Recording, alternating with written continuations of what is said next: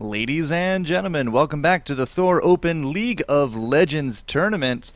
We are here in the semifinals, best of 3, and we do have ready to go both Team Alternate as well as Wolves. Wolves up 1-0.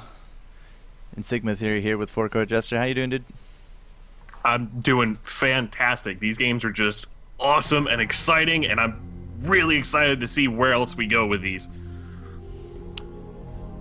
Where else, indeed? I mean, we've seen some pretty heavy banning against Forgotten Lord, and out came that Anivia last game, but his Anivia did not seem to really hold up against the pressure that Jerkson was able to just put up with that Diana. So, I mean, 3 mid bans and then the Diana first pick out of Jerkson. That's 4 mid heroes down for Forgotten Lord, and that Anivia just did not seem to stand up to Diana at all. No, Anivia is generally a very, kind of hit or miss when you have a really aggressive champion, especially like Diana. Diana wants to get in your face. Diana wants to really just unleash an extraordinary amount of damage, and Anivia has one of the lowest health pools in the game. So it's really not favorable in the Anivia side, but it doesn't have to always work out that way. You got to remember, these are very high level players, so they always seem to have some form of plan when it comes down to it. Some sort of plan seems to be the idea, and look at that, 2 of the 3 band champions already coming out of the Wolves. Evelyn, Diana, Katarina actually coming out from Alternate, and Rengar to just round things off here for the Wolves. So overall, except for the Diana ban, 5 out of 6 bans are all the same from last game. Yeah, of course you want Diana banned out. That is not something you really want to deal with.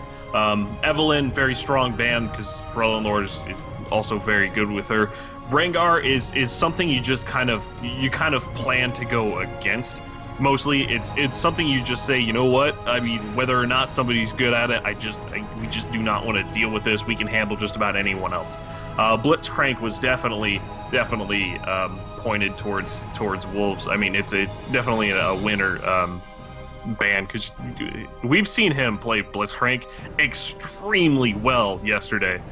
He landed almost every grab, and every grab was a good grab. Not to mention it was a grab in general that hit, but it was always someone that they wanted to get grabbed. It wasn't the Azrael who could just arcane shift away. It wasn't a tank that really didn't need to deal with it. It was always someone squishy and someone that was just barely out of place. I do remember that game, an XL winner, definitely deserving of those kudos from a Blitzcrank. What I'm a little curious about here is that Forgotten Lord, I mean, we had Orianna left open, but Metal X actually locked in Olaf before that, and Jerkson was able to actually snipe that away from him. And speaking of snipes, does look like Lux is going to come out here from Forgotten Lord. Lux, he had a really good Lux game yesterday, despite the loss. It was very impressive with those lasers and combos, but I'm still curious, why no Orianna? I think they actually had planned for it. When it comes down to it, I mean, Forgotten Lord obviously is kind of the big name for Alternate. It's the name that people know when it comes to it. And he's an extremely good mid lane player. He got to, 3,000 ELO, pretty much just playing mid lane. And he did it, with a lot of different champions, and Orianna was one of them, but Lux was another one of them as well. So I think what they did was, instead of saying, you know what, grab me Orianna, I think they were saying they have to pick Orianna because they're definitely not going to give it to me. Let's plan around me picking Lux, and then let's go with that strategy instead. So I think that was actually a really good sort of just gameplay plan from Alternate. Well, so they have themselves a Lux, but now we also have on the board, an Olaf and a Jax. Either of them could go jungle. I have more of a suspicion it's going to be Olaf in the jungle, though. I would agree with you on that one. Now, Jax absolutely can go in the jungle, and a Jax, ganking you with that stun and all the other leaps and powers are really strong, and especially in the new jungle there's still a little bit more ambient gold, so Jax can still get pretty farmed from the jungle, but I still feel like Jax really needs that gold from the lane to shine, and we actually haven't seen a whole lot of Jax played since the new Season 3 patch. I mean, his build, last I checked, is actually pretty different. I mean, you really do want to get that Ginsu's, you want to get, a Blade of the Ruined King, you want to get that really early, Bilgewater Cutlass, and I wonder how that's going to work out. But we saw Wolves pick up Lulu and Cho'Gath as their third and fourth pick, and then the last 2 picks for alternate looks like they're going to be Graves and Tarek at the last second. So alternate is looking for a very safe strategy. They're running Olaf, they're running a sort of double bruiser, but that has a lot of escapes. They have a lot of control over the way things fight. And then they have a Tarek Graves bot lane, a lot of really, just tanky and hard to deal with. Very, it's just a really hard team to deal with between Lux lasers, stun from Tarek, and just generally everyone being very tanky to deal with. This will actually be, I think, the first game that we're going to see out with Tarek, and a first for Graves as well. It's usually been Caitlyn or Vayne or Ezreal, so swapping it up a little bit, I am going to be enjoying that. It does look like Cotton will be out in the jungle with that Olaf, and as you said, with the new items here for Kerp, yeah, Gwynsu's, I think it was CLG Snoopy from CLG EU. He just put out a few different guides about what you should be building, Jax among them, and it was pretty much the exact same build as you mentioned, Ginsu's Rage Blade into the Blade of the Ruined King. And, just really powerful stuff coming out of these guys. Last pick here, Irelia, so maybe a little bit of a Wicked style up top. But Svenskeren getting that Cho'Gath once more, and the return of Lulu. Interesting. So the Aurelia pick kind of actually goes both ways. Now, they don't know if Jax is either top lane or in the jungle, so they kind of have to go, well, what goes good against both of them? Aurelia versus Jax, it's a very, even Aurelia versus Olaf, it could go either way. It's not a very clear counter from either side. So that's a really interesting pick. On top of the Cho'Gath from Wolves, it's looking like they're specifically targeted at that whole double bruiser comp. You've got the zoning from Orianna and Lulu. You've got the whole flow of the team fight being controlled by Aurelia and Cho'Gath, and then you have that shockwave that could come in on top of, say, the Aurelia, who Blade Surge onto somebody in the middle of your team. There's no real clearly one-sided team pick here. It's a pretty close champion select, I gotta say. I just took a quick look at the runes and masteries of both Jax as well as Irelia, and shockingly, they're virtually identical. I mean, we have a little bit of a change in terms of the masteries, but other than that, I think it was about a 2-point difference in the masteries, but the runes exactly the same on both ends of things. So very, very interesting, as a lot of the great minds think alike, and both of them going top lane with virtually identical builds. Yeah, running that defense tree, especially in the Season 3, now we haven't clearly gone, we haven't had enough time to really get through all of the trees and work out what really works well, with certain champions. And we haven't figured out those niche areas yet, but we, as a general rule, we figured out that quite clearly the defense tree is just extremely good, and it just sounds good when you run down the defense tree and you figure out what each of them does. You just look at it and go, I could use this on every champion. There's really no sort of niche spot in the defense tree, and that's why you're seeing a lot of these people actually run really similar pages when it comes to that. So other than that, Freljord Lord, still throwing that 9 points into utility for his mid buff. But other than that, just nothing really super strange about anything in and around the place. In terms of the summoner skills, Metal X going to be, again, running that barrier. And our support, J-Ree, is going to not take that exhaust today. He will be Ignite, so very reminiscent of our games yesterday. Winner, however, is running that Ignite this round. And Tess going back to his more patented Flash and Cleanse combination. So, does look like everything is ready to go, guys. Game number 2, Wolves are up 1-0 against Alternate in this best-of-3 for the semifinals of the Thor first annual Open League of Legends. Looking for those 2 finalists to get into that best of 3. FourCourtJester here with Insigma Theory. We're going to be guiding you through these games. Games are being played on live patch, and Nami is auto-banned. So if you're wondering about Nami, yeah, that's why you don't see her. I think it would have been, you know, kind of bad to have her be let in the tournament anyway. You know, we haven't really spent enough time with Nami to figure out where exactly she fits into a lot of these you know, compositions. So, you know, both teams wouldn't really know specifically what to deal with. Now, of course, these guys are the best in the world, so you'd have to give them sort of the benefit of the doubt. But I just gotta feel like I would not have wanted to see, you know, in a sense, I would have loved to see Nami play today, but at the same time, it would have been really volatile for me to, you know, expect what's going to go on either way. Our competitive bug splat for Windows 8 coming out yet again. Poor guy. I think it's Jerkson, actually. No, it's going to be Nay Godbro today. All right. Jerkson yesterday got splatted a bunch of times. Windows 8 apparently does not mesh too nicely here, but, you know, game number 2. Wolves drop 1-0. And yeah, Nami was definitely auto-banned. Like, she came out less than 12 hours before the tournament.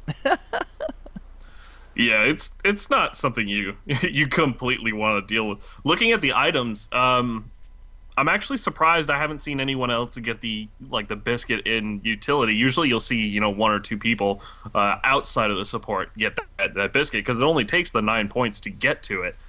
So, you know, having that extra 80 health and having that extra, you know, 80 health and 50 mana might actually be the difference of where that game goes. But this time we're actually only seeing, you know, the supports pick up the Explorer Ward and the biscuit. I think I was watching Skara just, you know, play around with the new Season 3 masteries, and a lot of stuff really just struck him as being very different in terms of, you know, you can come to lane with a lot more potions, a lot more sustain, a lot more lane presence, but at the same time, you know, you can start off level 1 6 items, but going mid with an Explorer Ward as well as that biscuit, getting yourself a crystalline flask and potions, it's like you don't even have to leave lane until level 6. No, it's actually really like I was telling you yesterday, it's very reminiscent of people running, you know, like 13 health pot Mordekaiser. It seems like that used to be kind of like a trolley, like, you know, we're just going to build it because we can, or to target a specific champion. But a lot of times now we're seeing that the regeneration is actually much more useful, having that effective health, than getting a straight up, you know, cloth armor early on, or Doran's ring or Doran's blade, or what have you. Although Doran's shield, we did see Doran's shield yesterday, and those top laners doing some really magnificent work when combined with the new passive of blocking 6 damage and block mastery. You can block up to 9 damage, and oh, this could be terrible for the test. Look how far forward he is on Ezreal, and we're looking for that flash, that dazzle. He's going to have to pop that cleanse and the flash from himself just to survive. But what was the test doing that far forward? I think at that point he was just kind of he was making sure that no one was invading. Problem is that alternate was actually waiting in that bush, waiting for him to come see that. So it felt bad, but you also have to remember that you know, Taric now does not have a flash. They didn't get to invade now that those wards are down. So even though Tess now doesn't have a flash and a cleanse, they can be relatively sure that his jungle is safe at this point. Well, Godbro is going to be all the way top lane, so if that invade had gone a little bit more pear-shaped, he would have been at least okay. But still, on a 5v4 level 1 fight, at least in solo queue, you definitely get a little bit of criticism out of your teammates. But yeah, no flash, no cleanse here on the test, but neither for that Taric, so we could see some really early aggression onto both parties in the laning phase. But Cotton series is going to start off with his red, not his blue. Jack's going to be heading to lane already. And is Lord possibly going to go for a steal? No, we're just going to have to Svenskeren just has to blow out that flash. So no smiteless for him, but he will at least solidify his blue buff. Something I wanted to point out, Bjergsen actually picked up the 2 mini wolves. Ooh, Godbro right now up top with Kerp trading back and forth, taking a lot of damage. Now Kerp did start with that counter strike So the stun from Aurelia is able to, sort of mitigate that. You generally don't want to go up with like a Heaton Strike against a Jax that's stunned. Bot lane, Jayri actually tossing a Dazzle onto Tess. Remember, Tess doesn't have Flash or Cleanse, so he is clearly going down. First Blood gets put onto Olaf. Ooh. And then top lane right now, Godbro actually taking a lot of damage. Kerp actually did hit that Leap Strike as soon as he hit level 2. Godbro is still level 1 right now. Yeah, you can see the power of that stun. I mean, he didn't have Leap Strike for that level 1, but still able to really use the skills to maximum effect. Just trying to chase Godbro out of lane. Godbro's actually proven to be a very solid laner, but right now Kerp on Jax is just kind of bullying him around. And as I said, Alternate realizing that the Tess did not have that Flash or that Cleanse, really good moves on their part. But Kerp up top, going to get 2 versus 1. Sven's up here with Godbro. We have to burn out that Flash, but Kerp will survive, and Sven's just going to be able to go on his merry way with the jungle. Turning around, Copenhagen heading up towards the top side jungle, and he's just going to have to, he's just going to turn around on this one, realizing that Cho'Gath probably isn't there, as they don't really have vision just yet. So Copenhagen is actually just sort of standing guard and staying safe, knowing that Sven probably will come back, as Kerp does not have a Flash. So both of them are really setting up for this one here. It's like a little bit of a standoff. I can only imagine like the Wild West kind of standoff where they're both squinting at each other. And yeah, we're going to throw down that Rupture on top of Copenhagen. This is... yeah, that's a blue ward in there. So he does not know that Olaf is there, but he does have that suspicion. Said Olaf's just going to transition to this top. Still a little bit of a dance going on. Both of our buffs are ticking down, but it will be Svenskeren, the first one to give way, as he's just going to realize nothing is likely to happen and wants to go grab a little bit more farm for himself. Yeah, I don't know if you saw, but they actually, when Cho'Gath ruptured that bush in the river, he realized that, there was no one there, but they pinged that lane bush, knowing that there is probably an Olaf there, so they were playing pretty safe at this point. Pretty fun stuff, just going back and forth, those blind duels. There we go, Olaf now going to be on his way. So, a little bit of a low creep count for our junglers. And, interesting enough, it's a machete versus that Spirit Stone. So with that first blood, we were able to get that Spirit Stone nice and early for our Olaf. That'll hopefully help him out, especially with that monster damage and just the regen itself. Yeah, Sightstone is actually pretty preferable to pick up on Olaf now, instead of getting, the Medred's Razor for the Wriggles. If you get that, you can get the tenacity from, from the Spirit of the Ancient Golem or the Ancient Lizard, and have that one turn around. But it's actually turning around that's much more useful to Olaf than getting a Wriggles and having that extra ward. Top lane Kerp, Counter-Strike going out, a little bit of damage coming out from a Godbro as well, but it does look like Godbro is actually just pushing this lane. I mean, we saw some really big bullying coming out earlier from Kerp, but I'm thinking maybe the sustain from Aurelia is just doing herself some wonders in that top lane. There's actually a very short window. Early game, Jax can, can control the lane against Aurelia, but from those levels, like 3 to about 5, is when Aurelia really has to turn around and put the pressure back onto it, because she has, with her Heathen style and the way her stun works, it's really in her favor to control that lane. And you can obviously see, yeah, the way that lane is going, those two trading back and forth.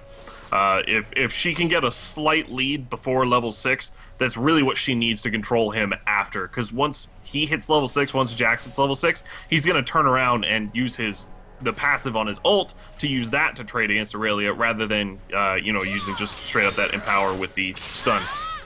Cotnex just holding down top lane, but you see the Transcendent Blades come out. It's going to be the Dazzle Shatter combo onto Winner bottom lane, however, as the Tess is still kind of struggling for a little bit of a creep score here. He is getting pushed right up to the tower, 54 to the 43, and we do have that extra Dorn's Blade on top of him as well from that Graves. So Sven's going to actually find out Ferelden Lord here. Ferelden not going to be able to take his Wraiths because Sven getting in there, doing a little bit of counter jungling. We haven't really seen a huge amount of counter jungling. Usually it's just buff pressure coming out, but we haven't really seen too many manaless junglers either in these Season 3 games.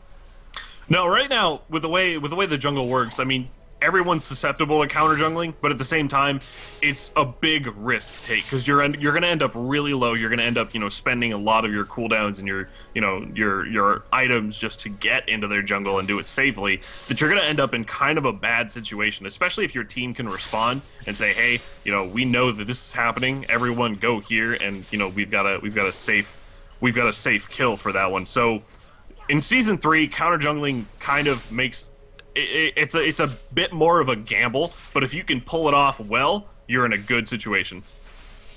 Kurt still trying to trade out. Oh, this could be a really good timing here for Nigodbro. Did not get hit by the counter stun, and now with that slow coming out. Does he have a phage? Nope, just has the lifesteal. Either way, really good combo up top. Just really impeccable timing, I thought. That counter-strike ran out, and then out came that Blade Surge. So really good time up south.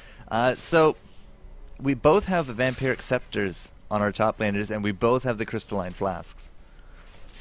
Yeah, it's actually turning out to be, it seems to be turning out to be more useful to you to actually rush that Vampiric Scepter just outside of, your basic general health regen. It's a lot of straight up attack damage and lifesteal. Bottom lane, Winter's actually taking quite a bit of damage from the Graves Anteric Dazzle combo, but she had to ult herself to make sure she could get out alive on that one. Yeah, ensuring that you live with that temporary hit points. It's a nice little bit of a shield to come out. Now, Graves Taric, I mean, it's not exactly the Terror lane that was when introduced, like that Caitlyn Taric was, but it's still doing a really good number, especially against the Test. I mean, that first blood really put him behind. He still has yet to go back to town after his first death, and he does still only have that cloth armor, not even boots, but we have a BF sword now picked up on Graves, so you can definitely tell that Alternate's bottom lane doing some really good work against the Wolves. Yeah, running a Graves Taric lane is just an extremely tanky lane. It's something that you expect to have a lot of armor. Graves is always going to be attacking something to make sure that he can get the stacks of True Grit. But right now, Sven and Bjerg, bad mid lane, just trying to dive down on Pharrell Lord. Actually, Pharrell getting away pretty easy. A Rupture coming in on top of Coton. Here comes Winter coming in from behind. A Glitter Lance slows him down, but he's going to have to pop that Ragnarok, make sure he stays alive at this one. We didn't see a Feast come out either. I'm not too sure it would have actually killed him. 400 hit points? Maybe. It's looking like his Feast was actually on about 14 seconds of cooldown at that point. Yeah, kind of interesting. Timing is, oh yeah, it's still down. Okay. Yeah, it wouldn't have killed him anyways. 300 true damage. Not going to be enough, but it was actually on cooldown. Sorry, didn't see that. Tess going to get just wombo combo in the bottom. The collateral damage coming out as well, and then a few extra auto attacks onto Winter. So Winter just getting back to lane, already under half, and Tess has gone back, has himself that BF sword and boots. So he's actually caught up pretty decently in terms of cash. And then top lane, Kerp still getting pushed right to the tower here by Nigodbro. Just such a fantastic top laner. Yeah, I think he's one of the current top laners that always just shows a lot of promise. Bottom lane, Test turning out that True Shot Barrage. Jabri actually really low. A Glitter Lance coming in from Pix, but it's just not enough to take him out quite yet. Now remember, Metal X is almost completely full in this situation, and Test still has just under half health. So that's a really dangerous situation for them to keep pushing.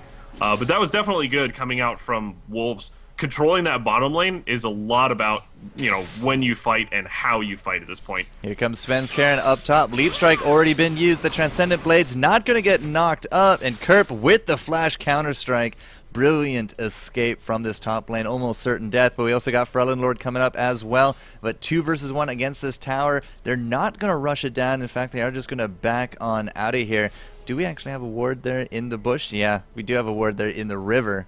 So we are seeing Pharrell Lord, and that means that we are going to be backing off. Could we instead go for a little bit of an ambush on top of Jergson? I would have said yes, but the Undertow actually missed. It's very close for him. I think if he'd hit that, there would have been a much different situation. But right now, Sven sitting up in the mid lane, running through that river, misses the Rupture. Conan actually turning around, using that Ragnarok, making sure he doesn't get shut down by this Orianna, and Wolves are just going to have to back out of this situation. Coton is really low, however, and top lane actually, Nigodbro actually just barreling down underneath that turret and taking a lot of damage, turning around, getting a kill on top of Kerp. Yeah, I saw the hit point bars.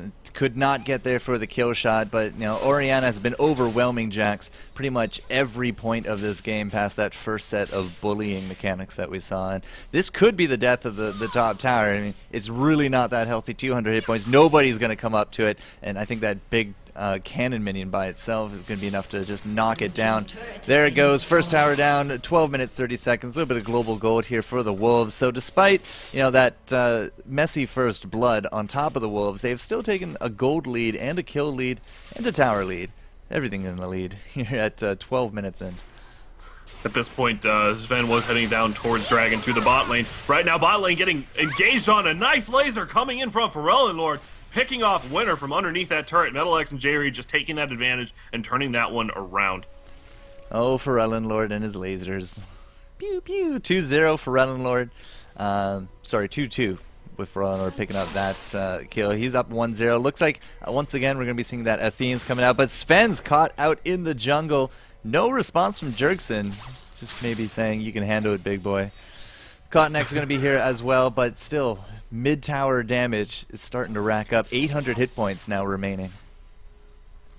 Yeah, Wolves at this point really want to keep the pressure back onto it. Now, Kerp did a really well job of pushing that lane because now Aurelia has to go top to defend. But at that point, if Kerp wasn't pushing, I think at that point Aurelia would just run down mid and they would just they'd make sure that they'd get that map control from it. But that's sort of the next big objective between mid lane and Dragon. Those two are kind of the next big, you know, points of security for that map. We got a Vamp Scepter now, tier 2 boots for Graves, so playing very reminiscent of a Season 2 style. And interesting enough, Ezreal, we've seen this in Korea a bit, but going for a Merc Treads or a Ninja Tabby instead of the Berserker Greaves on your AD carry just gets him just that much more tankier. He has a Ninja Tabby today. Yeah, at this point, I think he didn't really have much of a choice. I mean, it's pretty clear that he's turning around in these fights with the natural tankiness of a Taric and a Graves between True Grit and then Taric's, you know, Shatter Armor. That it's just, you really need something to keep yourself alive in those fights. That Lulu shield is not quite going to be enough. MetalX actually setting up here. He does have his ult, and there comes the laser in, but Cho'Gath actually pulling in the Feast and making sure he can get that Dragon. Top lane, though, however, getting pushed down by Cotton and Kerp. Ezreal comes in, farming a couple of minions, but they're still alive and pushing down that turret. Mid lane, though, Wolves just barreling down at it. Top lane gets taken down for alternate, and Wolves turning around, pushing that mid lane. It's at 600 health, 500. It's going to go down. There's not much they can do to really stop it. Well, I still think the Wolves got the better of that situation. Not only did they get the Dragon, but they traded out the towers. And despite the fact, you know, that Kerp is now pushing up into that top lane, he's actually still 20 creeps and 2 kills behind this Irelia. I'm not too sure that they're really that much afraid of losing that top. Irelia is going to be heading up to that top lane, and yeah, immediately he just runs the other way. And we do have a Wit's End now on Negod Bro as well, so he's going to hit him just that much harder on all the auto attacks. You gotta remember though, Aurelia hasn't built any boots, so she can't quite chase anyone down. She has to get an ambush and force a fight onto it to make sure that she can pull out of that one though. Bottom lane, the Test pushing really hard against it. It's got 1400 health yet left. Wolves actually holding that mid lane turret quite well. Graves coming down. Are they gonna have to turn around and fight this one? Test just barreling down on that turret, takes it out. Now MetalX is out of mana at this point. He has just enough he actually does not have enough for a buckshot at this point, so he's not going to be able to turn that one around into a fight. C'est la vie. All right, 2-2, no fight going down bottom, but still towers getting pushed left, right, and center. A slight tower advantage coming out now for the Wolves. 16 minutes in. MetalX going back, just going to be taking out those golems, but Kerp going to get chunked a little bit here in the mid. Does have that Blade of the Ruined King ready to go. That unique active is something, you know, very new to League of Legends ever since it got introduced with the new Twisted Tree line. But 150 physical damage, and then you steal 30% of the movement speed. That just seems like, you know, on a ghosting Jax, that seems something really, really synergistic. Not that we have Ghost today, we have Flash, but still. Even so, and you gotta remember, it not only deals the damage, but it heals them for the same amount. Plus, it has that 10% lifesteal and 40 attack damage. And you also gotta remember the attacks deal 4% of the target's current health and physical damage as well. So that's a really huge amount of damage coming out specifically from one item.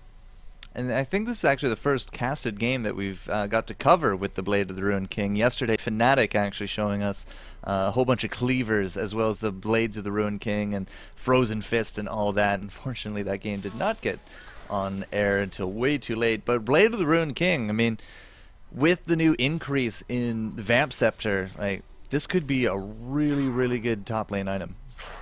Assuming Jax actually gets his, Ginsu's Rage Blade next, this is going to be the point where Jax is pretty much going to be an unstoppable force in team fights. It's something you either have to completely focus him down just immediately, or you have to just not fight when he's around. You can't really, handle up against that. Now, Cho does have his Spirit of the Ancient Golem, and he's got a Ninja Tabby, and Ezreal has a Ninja Tabby as well. But it looks like Alternate pushing down that mid lane turret. Shockwave coming down onto Cotton, but he's going to pop that Ragnarok, make sure he gets out of it alive. But Tess coming in from behind, he misses the True Shot Barrage, but that Arcane Shift, going to be able to pick that one up as well. Jerry running back towards the mid lane. A speed coming in from Orianna, but Kerp actually jumping in on top with that laser. Tess gets taken down. Kerp stuck back into the bush, but he actually hops over the wall and then pops back onto Jerry, gets taken down by Orianna, and Sven is really low in this mid lane right now. Yeah, but we don't have that laser. We don't have any globals at all on the team. Looks like he will be able to get out of this one. So, in the end, it turned out to be a 2-for-1 exchange. Wolves actually pulling a little bit ahead in that one. And that all started off with the aggression from Orianna, just trying to punish Alternate for taking that tower for so long. I gotta say, I think that was a really good move out of the Wolves, because not only did they get the 2-for-1, but they were able to punish Alternate for taking the tower. Yeah, Jax still doesn't have his really huge core items. I mean, he does have that Blade of the Ruined King, but without, level 2 boots, without Ginsu's Rage Blade, and it looks like, yeah, he's building a Warmogs at this point, so he's just trying to get tankier. At this point, he's still just getting blown up when it comes to the team fight.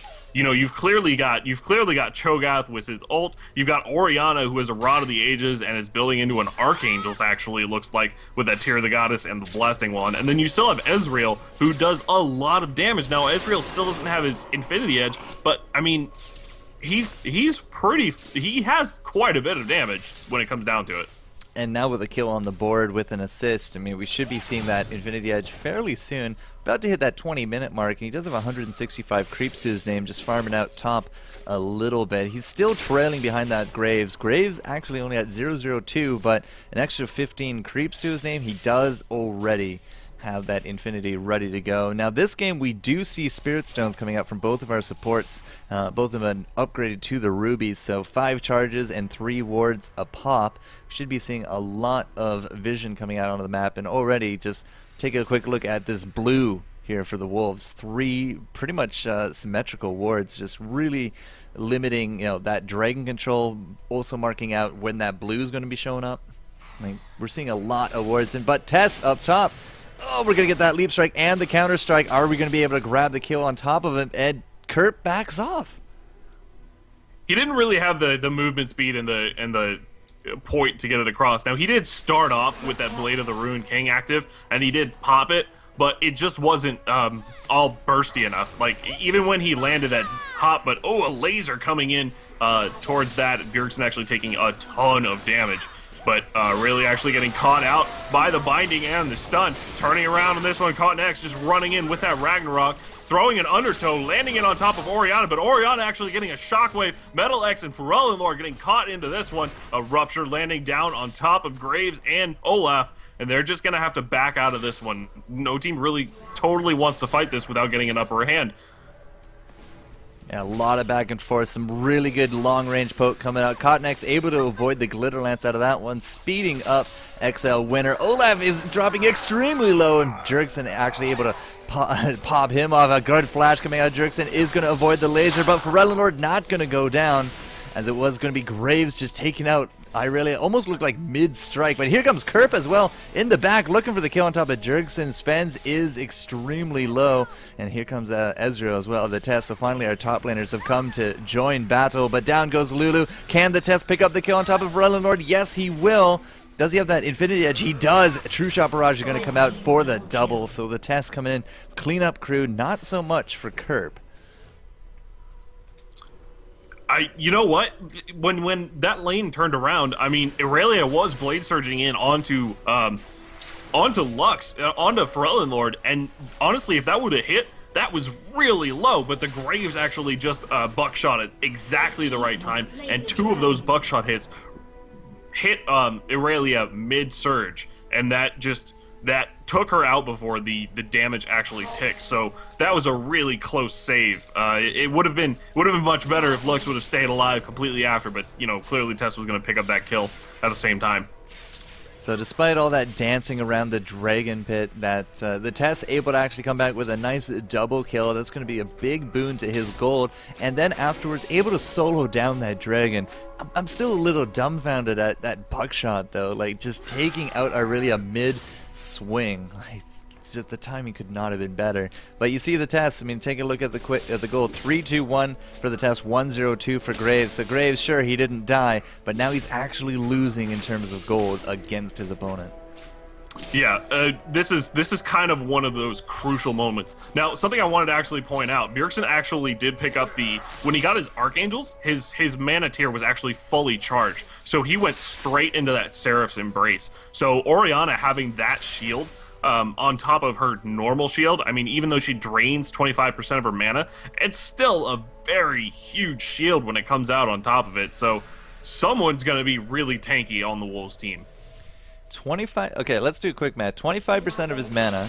Let's say he has full mana, 2,800. So a quarter of that is 700. That's a 700 shield. And then you also got to remember, if he casts his own Orianna shield on top of himself, that one blocks about 295 damage at the same time. So we're looking at at maximum, at least at this point, a maximum shield of about 1,000.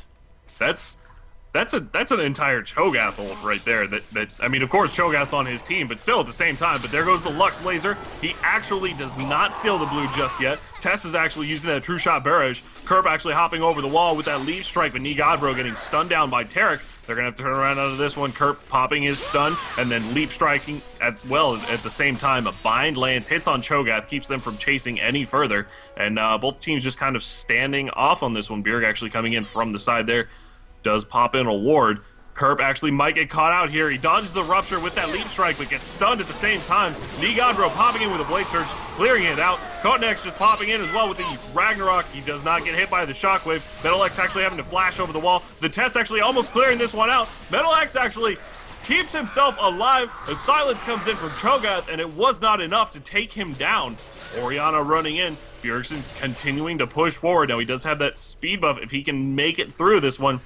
Those two are really low, but there comes Forellan Lord, making sure that those two members of his allies are they're not going down. This is my fight. This is the way they want to control it. 8-6 out of that. Nice extended team fight. Again, we're seeing these huge distance displacing team fights, not exactly all in one big burst, but sustained damage is definitely going to be winning out of this one. The laser coming out, not exactly going to be able to kill Sven, but at the same time just making sure that he does not go back to town anytime soon. I mean, we only have, what, 49.2 second cooldown on that laser. Not exactly a huge hit to him. Like, it's not going to be 180 seconds or anything. So with that, Athenes, and now actually, wow, I think this is the first time we've actually seen upgraded boots on Forellan Lord, but he does have distortion. Actually, no, that's a lie. He likes to run distortion. I saw a few games yesterday. So, you know, that cooldown reduction to his flash just means that he's that much more mobile, can get off those lasers, and I don't know, he has a needlessly big rod. Are we going to see a Rabadons? We're going to see a Zhonya's? What do you think? At this point, with that blasting one, I would assume it would be a Rabadon's, but he very well could change that. I mean, a Zhonya's wouldn't actually be a terrible idea between the Orianna Shockwave, the Rupture coming in, and Aurelia popping onto him as well. it's not a bad idea for him to just kind of forego that Rabadon's, get, instead of getting the AP, just getting that survivability in these team fights. Wow. Did you just see Jurgsen just chunk down Graves? Like, what, 30% of his hit points? My God. It's a lot of damage coming out from Orianna. Nigodbro actually popping in with that Blade Surge, trying to get that stun on. But Metal X was just a little bit too low for a stun to happen. Jax actually might get caught out here. Now, they know he's there. Are they going to be able to meet him around the blue buff? All right, so Jax is running up towards the top, and he's just going to go straight down the lane. Yeah, they're gonna turn around and not try to catch this one out. Well, it's a good move there from Jax. Had he come down through that jungle, would have met some really big resistance. But Lord looking to get just jumped on, expertly dodging all of these skill shots. So we're gonna have to wait a little bit. But wow, just getting chunked so hard. True Shot Barrage actually gonna come up Snake Eyes, not hitting a single thing. These team fights are going really back and forth, and this is something we didn't see a whole lot of in Season 2. Once a team fight started, everyone just committed and something happened. Like, it was just over at that point. These fights are going on forever. It's going back and forth. Everyone's switching around. Lux Laser coming in, just clearing out those minion waves. But it's going back and forth so much. It's really starting to get hard to actually, pay attention to specifically what everyone's doing all the time. Yeah, all the time. Just, it seems like some of these team fights, not even the camera can just contain all of the action. Like, we're just splitting off into very many different directions, and I gotta say, Season 3 is an exciting time to be alive, for sure. So Graves had already split down to bottom. He'd already just visited that lane, so other than that, just looks like Alternate really does not want to give up this tower. This could be the thing. Nigodbro getting caught out by the binding, jumping on top of him as well. The laser only going to be hitting XL Winner. And once again, everyone just kind of disengages. Nigodbro does not even look hurt after all that. No, he's got a massive health pool. I mean, it's only 2,600, but with Aurelia being how just naturally tanky she is, with the lifesteal that she has and the true damage that she does, the Heathen style, she just has a very large health pool without actually having one. So she's just really strong at this point, and this is where she's going to sign. Tess actually gets hit by a light binding, Metal X getting knocked up there by the rupture, but yeah, it looks like both teams just starting to disengage again. Now Tess was really low. He did pop a True Shot Barrage the top lane, sort of pull the pressure off of this one, but it looks like Alternate is just continuing to pressure down mid lane. Yeah, it's kind of interesting how we're rubber banding back and forth. Pressure to the Wolves, now pressure to Alternate, so down goes that turret. So they actually grabbed the turret before the Wolves are actually able to make good on their threat earlier. Now, something also to note there, the Tess did have to use that cleanse. I'm not too sure if he had to use it, but he decided to use the cleanse and then the Arcane Shift just to ensure that he's going to be staying alive. But 8-6, 30 minutes in, haven't really seen that many kills this game. No, I mean, this game has been, it's been back and forth. There's not a clear, like, huge point where we're saying, this team obviously pulled ahead. I mean, of course, Wolves are ahead by about almost 3,000 gold at this point. But, I mean, there's only, 4 towers down for Alternate, 3 towers down for Wolves. The Dragons have been kind of going back and forth. It's a fairly even, like, almost game. The biggest difference here is the creep score. I mean, Orianna's sitting at 295, Lux only at 210. Graves is a little bit ahead, but Ezreal has that many more, an extra kill on top of it. Aurelia has a much better score than the Jax, who is only, 1-4. Aurelia is sitting at 3-1 and has, that 1 assist. Not to mention Aurelia now picking up the Guardian Angel. They're looking to force a fight at this point. Bjergsen actually taking a bit of damage, but, we know how much damage that Lux Laser has been doing. How much did Bjergsen actually take? I mean, with his shield, he only lost, what, 500 health, give or take? Yep, 500 seems to be about right. He also now has himself a blue pot on top of things, so next team fight we could see some really supercharged chunking coming out from Bjergsen. I mean, we've already seen him. When he throws that ball, people lose health. Like, not a small amount of health, a lot of health. And this is what I wanted to bring up. I've now remembered. Have you noticed that Nigodbro has still Forsaken Boots? Really? No boots. I didn't even notice that. Aurelia now has no. Whoa. She hasn't bothered at all. He's pretty clearly going for a frozen mallet, but yeah, he's not going for a chase. He's not going for really huge positioning. He's wanting to force those fights. Winner actually getting held down by a binding there. Red team finishing off that Baron using that feast here, but Codenex actually jumping in on top of Tex. Tess has a ton of lifesteal, actually makes it out alive on this one. Shockwave coming in from Orianna, getting a double kill onto Graves and Olaf. Kerp actually just running in, trying to get the kill onto Tess, and really actually able to finish that one off. Freljord running down through his own jungle, lands a binding onto Cho'Gath, and Bjergsen running in. He is pretty low. He still does not use that Seraph's Embrace, though, for the shield. Nigadbro still pushing into it. Freljord actually picking up the kill onto Ezreal with that laser mid lane. Look at this low-speed chase bottom. Now, I really mean low-speed chase. It's 372 to the 345 movement speeds. No boots on Nigadbro. No boots. I'm almost flabbergasted seeing that Aurelia has.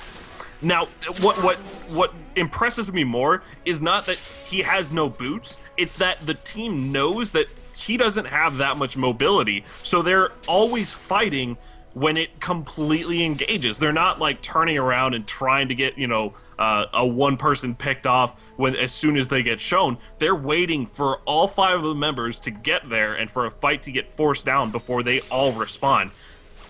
They're in a place where they're all exactly working just straight up together. It's really good synergy out of the Wolves, and I mean, once again, game number 2 here, they are up 1-0, and they're still taking the lead in game number 2. I mean, we might be down in the towers, but I'm fairly sure we're up in the Dragons, up now in the Baron, and 5,000 gold difference between these teams. So Wolves still seem to be very much in the command of this game, 33 minutes in. Yeah, I mean, it's obviously in the Wolves' favor. I mean, not to mention they did get Baron as well, but it's a little bit closer than it seems. I mean, yeah, it's a 5,000 gold difference, and Cho'Gath still hasn't died yet. But I mean, if you look at the way these team fights are going, if Alternate can get a team fight to go in their favor, they can easily come out on top of this one. Graves just now picked up a Brutalizer right after that Phantom Dancer, so instead of going for the Last Whisper, yeah, he's building a Black Cleaver at this point. And I gotta say, building that Black Cleaver, on top of it being just a really good item at this point, he's obviously building that for the Nigadbro, the Aurelia. Yeah, a stupid good item at that. Look at the chunking coming down. The Wolves making absolute mincemeat out of Alternate. Down goes that Graves. He's not going to be there for that next team fight, and this could be a really devastating push against Alternate. Tower is going to absolutely melt, and that's going to expose this inhibitor, exactly what the Wolves want, and they're not going to get any resistance at all. I mean, 5-on-4 with the Baron, already up in kills. I mean, what can you do against that? Without Graves, your kind of star carry at this point, and only really having Lux up. I mean, Jax is still quite a big threat, but, I mean, he only has the Blade of the Ruined King. Now, it's a big item itself, but only having that one item against an Aurelia that has 3 finished items, as well as, like, no boots, but having that, it's not enough. You really, really need that Graves to make sure that he's alive and he's safe during these fights, because that's really where the pivots are going to come down for Alternate. If they can get anything out of this one, it's gonna be with their Graves. Graves' barrier is still up as well, so either he couldn't use it or he didn't use it in that last team fight. So Metal X, barrier, it's a really good spell. I mean, if you do get ignited off and you just kind of being written off as dead, just pop the barrier, you're not going to go down. It's a really good just clutch maneuver. It's almost like heal baiting as well back in the day. Just bait out that fight really low, heal up, all of a sudden you win. Same idea here with that barrier now in Summoner's Rift. So a little bit of back and forth here in this bottom lane. Sven's going to be taking a little bit of too much damage. He is kind of low. And we do got Graves up and ready to go this round. Light Binding just barely missing that Cho'Gath. And that's kind of a thing to say, because he's absolutely huge right now with his 6 stacks. Yeah, I mean, Cho'Gath still has not died, and he has that Aegis of the Legion. He has the Spirit of the Ancient Golem Binding landing down on top of him as well. But You know, it's not easy to kill a full stacked, late game Cho'Gath, but Cho'Gath only has 103 CS. He's not actually like really that far ahead. Graves actually popping his ult to make sure that he secures that red buff. That was done really nicely. But yeah, there goes Wolf picking up the dragon once again.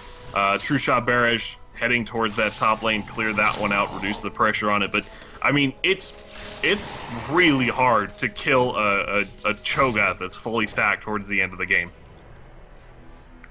Full serious. And now we have a Giant's Belt as well, so another 400 health on top of that. So Spirit of the Ancient Golem, maybe we've seen this before, the 500 health, the extra armor. We actually have the same thing here on Olaf, but not really too much of a surprise, as he is building pretty much just pure tank. He has that Frozen Mount now as well, just needs to make sure that people stay in range. And even after still those 3 items, we finally have boots on Aurelia. We have those Merc Treads bought out, but still 345 to 390 move speed. We gained 45 move speed with those Merc Treads. It's quite a bit, but again, it wasn't so much that she didn't have the boots that was amazing. It was that their team just worked so well together, knowing exactly when to fight, knowing that Aurelia is really slow. You can only fight when it specifically caters to that situation. So that alone was just really, really insane. Looks like Olaf going for that Aegis right now. Mid lane, the Tez might get caught out. The binding almost hitting him, but he's able to juke back out of this one. Undertow does hit him, but he's able to flash away at the same time. Really good dodge there out of Forellenlord. I mean, had that light binding landed, would have been a very different situation there for the Tez. But still, top tower does drop to the Wolves' pressure. There is no more Baron buff left to take down, so they did make use of it in order to just push down that inhibitor and the bot tower. Now just the remnants of it pushing down top. So either way, we're still very much on the back foot here for Alternate. It just really seems that they're kind of confined to their base and jungle at this point. Like, there's really no avenues here for them to attack, as they're just simply down. I mean, it's almost a 10,000 gold difference, and look at that timing. Baron back up already.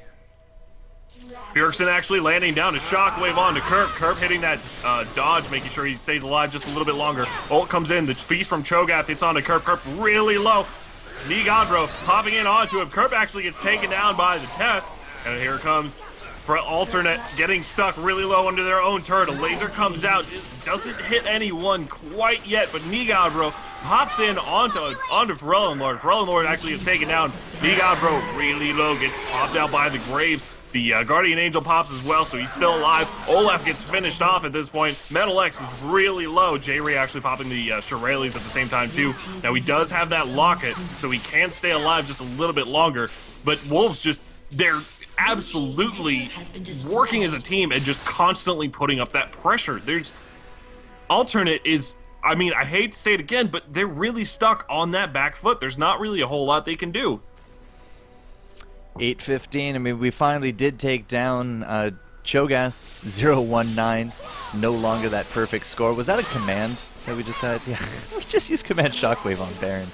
And that was a really good bait coming out from the Wolves as well. I mean, they knew that there was no vision.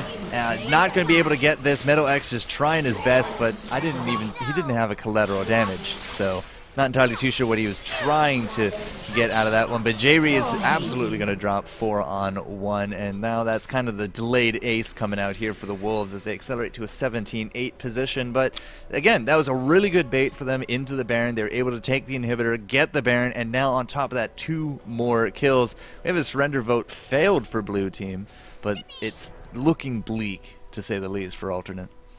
Yeah, I think at that point, Graves, walking up to that Baron was just checking to make sure that they were doing Baron. I mean, he saw that they were low, so he thought, maybe there's a chance that I can, steal something with a buckshot or maybe get a kill onto one of them. But it just, obviously, Wolves turned that one around. They picked up the Baron really quickly, and there just really wasn't a whole lot that they could really do about it. Irelia going for a Sheen, so maybe a extremely late Trinity Force, 41 minutes in, picking up maybe a Trinity Force. All right, so, but she is 7-1 as opposed to her counterpart Jax 1 and 6. I mean, I think he got Blade of the Ruined King back at the 16-minute mark. Hasn't really progressed really past that, but look at the damage coming out on top of Ferelnlord. He is going to get off that laser, but it's not even going to hurt Jerkson. He does have that Seraphim shield up, and did you see it just not do any damage to him? It was just there was really not a whole lot that they could really do in that situation. I mean, between the shield from the command, shield, and then the Seraph's Embrace, it's just, you can't really hurt the Orianna at that point. And oh wow, that nuke comes in on top of Ferelnlord, loses almost all of his health, but he's still alive at this point. It's just, at this point, it's a massacre. It's to see how quickly can we take them down under their own summoner as well. Yes, I might have a good opportunity here to get Jerkson, but Cotton does indeed drop instead. So still looking for that kill on top of Ferelnlord. Some amazing bursts coming out of these team comps here from the Wolves, but they are going to be able to take game number 2 for a nice 2-0 sweep against Team Ultra. And that means that Wolves are going to be proceeding on to the finals to face against the victor of Fnatic and Mouse. Do we have confirmation on whether or not those games are still going, or have they finished yet? No idea. We can find out. I'm not seeing that. Yeah, but anyways, ladies and gentlemen, thank you for tuning in. So far, that was a really exciting game. I mean, just seeing that these teams and how well they work together, it's really inspiring from a competitive sense. Just watching them clearly know exactly what they're doing in every team fight and executing it perfectly. That's the other big issue, that a lot of people, they're not quite there yet. They might know what to do, but if they don't have that mechanical ability and that mechanical mesh to just work really, really well together, you can't always turn that one around. So a couple of things I wanted to point out here. Lulu actually picked up a Mikhail's Crucible really early. Specifically, that was wanting to use against the Ezreal. Now Ezreal does have a cleanse, but obviously you do not want your Ezreal to get stuck down by a Taric stun, or you don't want to get stuck down by a Jack stun, or even a Lux binding. So Wolves just straight from the start building, like not only working together as a team mechanically, but even building together as a team, making sure that everyone was in a safe spot, everyone was doing exactly the job they needed to do.